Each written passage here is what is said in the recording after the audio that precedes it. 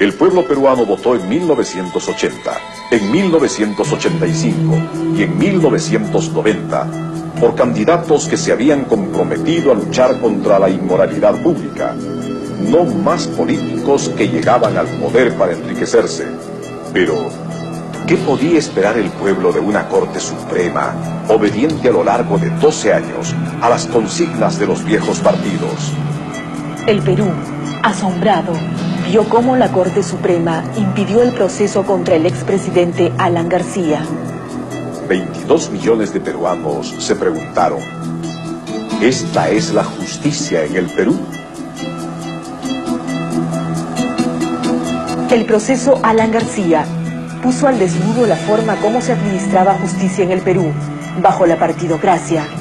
Nada hizo el Parlamento para modificar las leyes que a través de engorrosos procedimientos virreinales hacían imposible el juzgamiento y la sanción de los poderosos que se enriquecían con el poder político. Los parlamentarios, en una especie de comedia, llevaron adelante una acusación a sabiendas de que la Corte Suprema no iba a juzgar al expresidente. El esfuerzo de un grupo de parlamentarios que creyeron en la moralización se vio traicionado. Era la misma Corte Suprema que había absuelto de toda responsabilidad a Abimael Guzmán, el líder de los terroristas. El Parlamento, empeñado en pagar grandes sueldos y en otorgar beneficios indebidos a los senadores y diputados, no legislaba para fortalecer a las Fuerzas Armadas y a las fuerzas policiales para derrotar al terrorismo, ni daba leyes para castigar al narcoterrorismo, pero los asesinatos y atentados continuaban. El narcoterrorismo, con la complicidad del Poder Judicial, del Parlamento y de malos funcionarios nombrados por la partidocracia, controlaban los penales.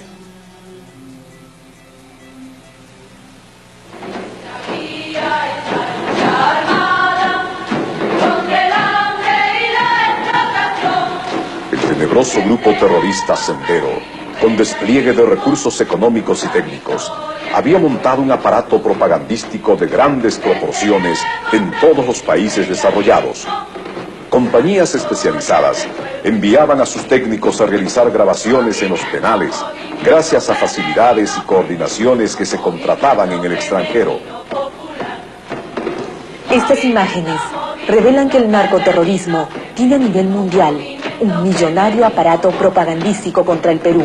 This is the power base of the Peruvian Communist Party, better known as the Shining Path.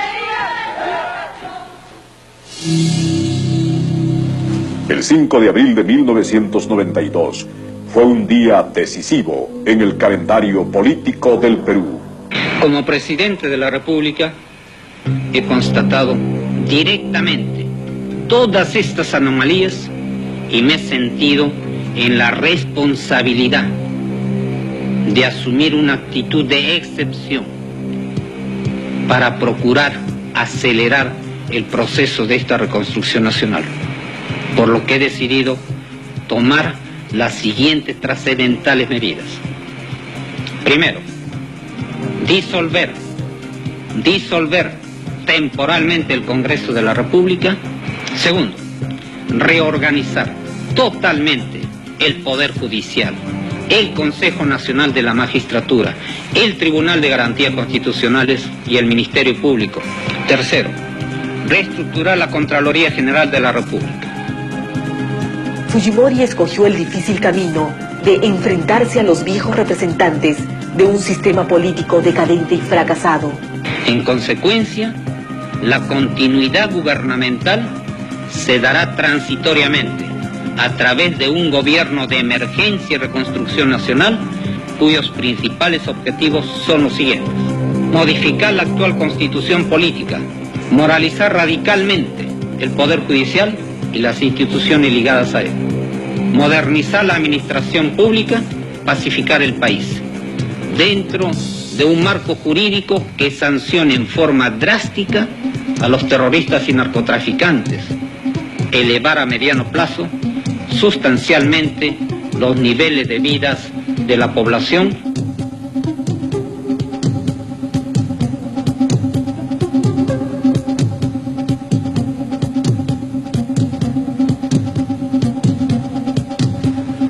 La partidocracia se rasgó las vestiduras. El libro sagrado ha sido arrojado por tierra. La Constitución había sido violada. Una Constitución que se redactó negociando los intereses del país entre una mayoría aprista con los otros partidos para asegurar desde 1980 la partidocracia. Primero con Acción Popular y el PPC bajo la presidencia de Belaúnde Terry y en 1985 con el APRA de Alan García.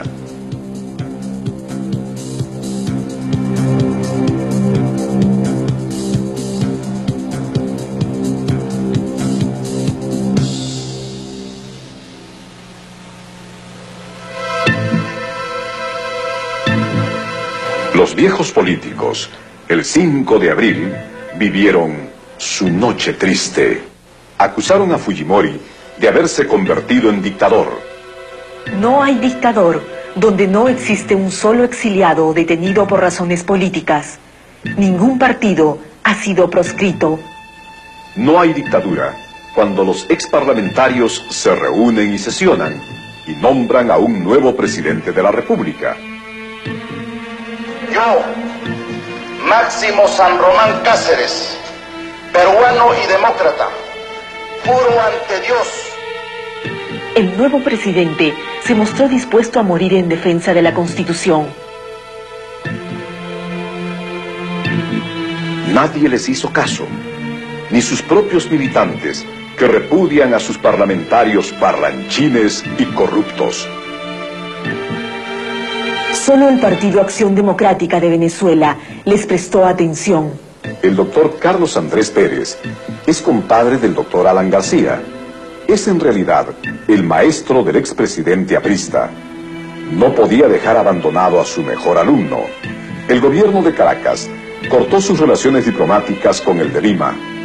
Curiosamente, mientras Fujimori en Lima recibía el apoyo de más del 90% del pueblo, en Venezuela, Carlos Andrés Pérez recibía cifras similares de desaprobación. La disolución del Parlamento y la destitución de 13 vocales supremos fue apoyada tácitamente por los medios de comunicación que se mantenían escépticos hasta ese momento. La OEA examinó la situación del Perú. En Nassau, Bahamas, el presidente Fujimori anunció el cronograma para la elección de un Congreso Constituyente Democrático que se encargará de legislar y fiscalizar al Ejecutivo y de introducir las reformas necesarias en la Constitución. ¿Cuál es la actitud de los partidos políticos del Perú? Los afiliados, las bases de los partidos, los jóvenes e inclusive buena parte de los legisladores del Parlamento disuelto están de acuerdo con el gobierno de emergencia.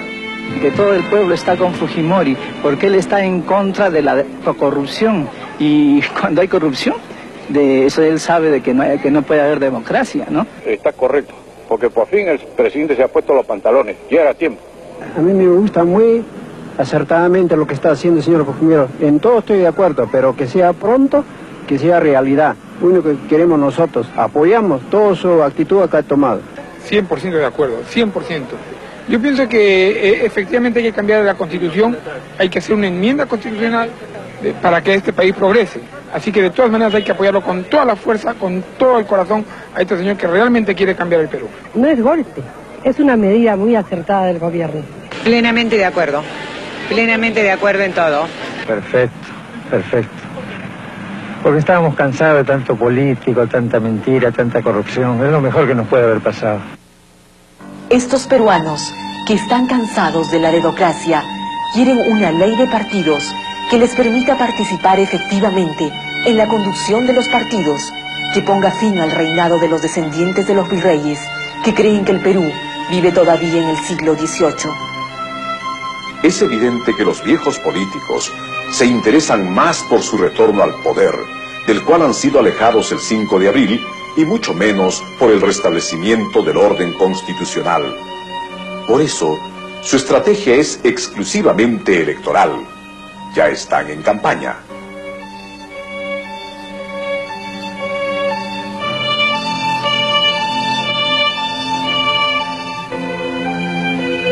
Anunciaron su decisión de boicotear el proyecto electoral puesto en marcha por el gobierno. Recorrieron las instituciones internacionales de crédito, visitaron parlamentos, diarios, revistas y canales de televisión del mundo entero, pidiendo el boicot financiero, político y diplomático al gobierno de Lima. No vacilaron en pedir la liquidación de las Fuerzas Armadas del Perú. Trataron de cercar al presidente Fujimori. Fracasaron. Ante el vacío que encontraron, dentro y fuera del país, han dado marcha atrás y han retornado voluntariamente a la mesa de las conversaciones. El Perú elegirá el próximo 22 de noviembre su Congreso Constituyente Democrático,